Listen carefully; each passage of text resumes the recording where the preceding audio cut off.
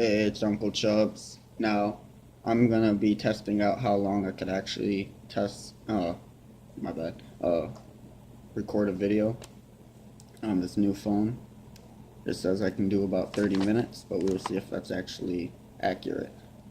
Now, in this, we're gonna talk about length and much more after this. Now, with length, we pretty much, it's the small country underneath column. It would be right there, and that would finish this half of sweating. Now, Lenth is technically the most dangerous place in the world, my bad. And as you notice, there's like giant walls and this giant thing and these three things down here. Now, those are actually all giant cities. Well, these are kind of smaller than the other three, but with these giant cities, they're walled off with reinforced metals and earth and a variety of things, and a very thick amount of it. You could actually, this would be like a space view if you were kind of that close. But either way, as you see, Lenth is not too populated above the ground. There's only these 7 cities. There's the 7th one over here. All the rest of the cities are underground, which we'll talk about that in a second. Now this right here, this is Sabbath. Yeah, Sabbath. Yeah, my bad. And pretty much this is one of the larger cities within this world. Now this city actually connects down to this one down here, and they pretty much are the most populated places within the world as well. Lenth holds about like 15 to 20% of the world's population in about any given time, depending within the time period. Lenth is also pretty much inhabited by some of the more dangerous creatures within the world. Most of them have been brought here just for reasons unknown. Many people just do whatever here. There's almost no law. One of the only rules that really you have to know and follow are not to go out the walls, for a creature will kill you within seconds. Now pretty much that brings the underground. To get around all this land, when you enter this, pretty much this country from this city, you're capable of either going underground or within the walls. And if you go within the walls, you're pretty much above ground within a city that's between 2 long, massive walls. It's really populated. It's like a market, more or less, slums too. Pretty much a bunch of crummy stuff, but it's a lot of it everywhere. Now, doing the underground passage, you get a bunch of railroads, and there's other paths you can walk or use other means for transportation. But there's a railroad system to be able to go to anywhere within.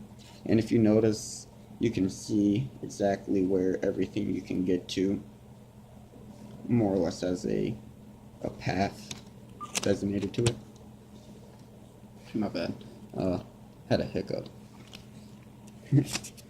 And pretty much the underground is designed to get all around above ground, but due to all that transformation, they have completely hollowed out the underground to where it's even more populated underground than it is above ground, leaving Lenth with a huge amount of population within the country, even though it's one of the smallest countries within this world. Lenth also has no rule over from the Assassin School organization. The Assassin School can only walk in and hope to try to do something. maybe find a bounty or do something along those lines. But either way, there's no police, no guards, no control over the people. The people more or less just go by common sense. And we will go into more detail with Lenth in another video. For now, that's just the overview of what it kind of looks like, what it's about. For now, we'll go into the other things I've prepared just to see how much I can fit into a video now. This right here, my bad, is Demai, as if it was the planet from space, and these are its satellites. We'll start from here. These are the 3 original moons it started with.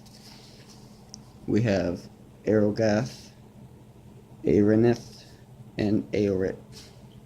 They're the 3 original that pretty much the planet was created and those moons formed with it.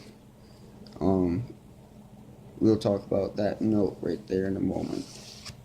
Then, through history, during the time stage, these moons were created through that time. They weren't created exactly when these sages were created or born. They were made and named within.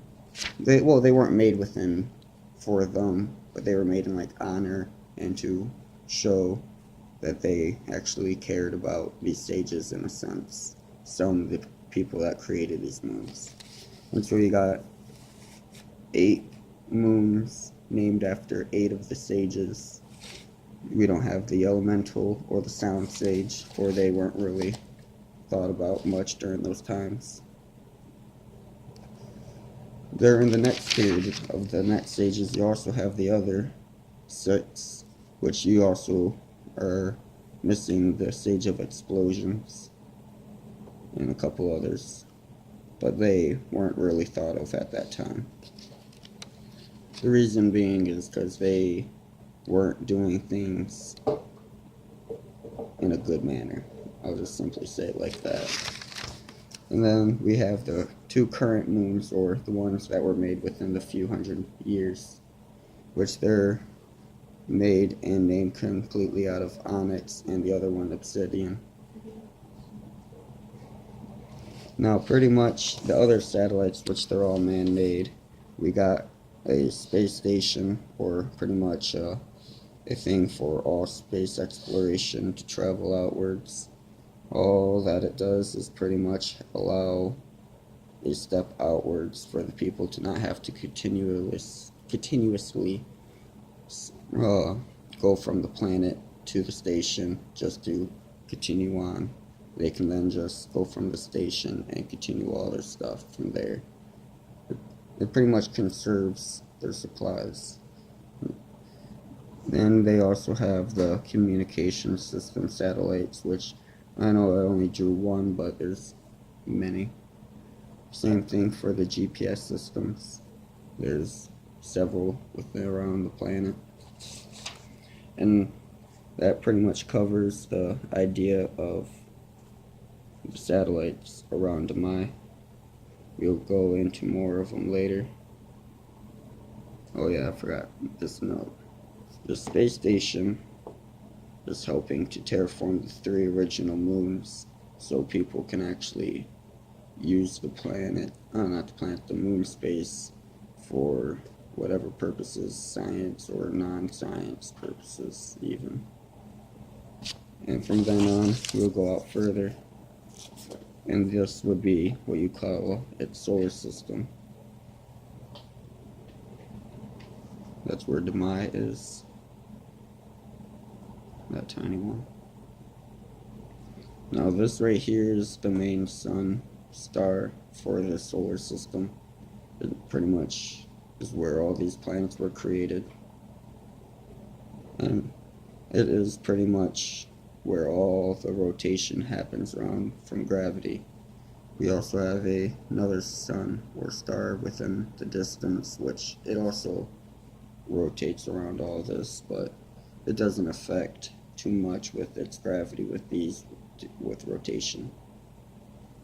Now, pretty much all the planets we go into we have the closest one, which is Loon, and with a couple other ones, it goes through this giant space lake, which we'll talk about in a second. But Loon is the first planet. It is uninhabitable overall. It is just extremely hot and cold. Uninhabitable. Now the next one, the second planet we have is Yenbin, and overall it's the same thing like Loon. And then we also have Ru, and that planet as well is the same thing as the other three, except for it doesn't go through the extremities. But it's still uninhabitable due to its high temperatures and cold temperatures. The last one we have is Kata Himikan, which is the fourth planet, and it's one of the rather bigger planets. It would be about 2 times the size as Jupiter, comparatively, more or less. I'm not exactly sure the measurements of Jupiter off the top of my head. But these 4 planets all go through this thing called the giant space lake, which happens in the solar system. Now this solar system has a giant pool of liquid, which is a variety of liquids.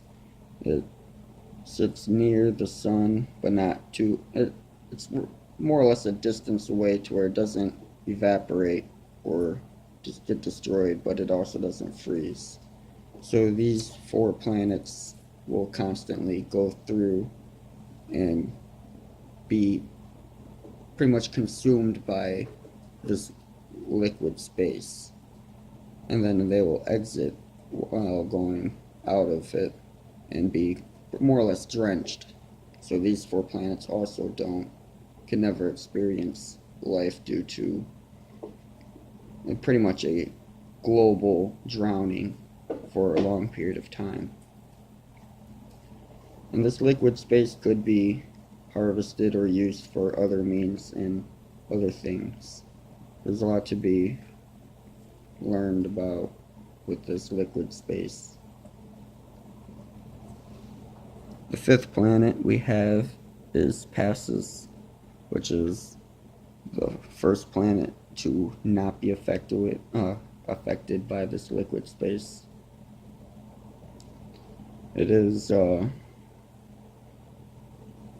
or less still uninhabitable. It would be comparative to Venus in a sense. It's not as gaseous as Venus, but it still gets extremely cold and pretty hot. Next we have Demai, which is one of the only planets to be able to be nicely hot and cold without being able to kill all life within that period. Which we will be learning more about Demai as we progress through the videos.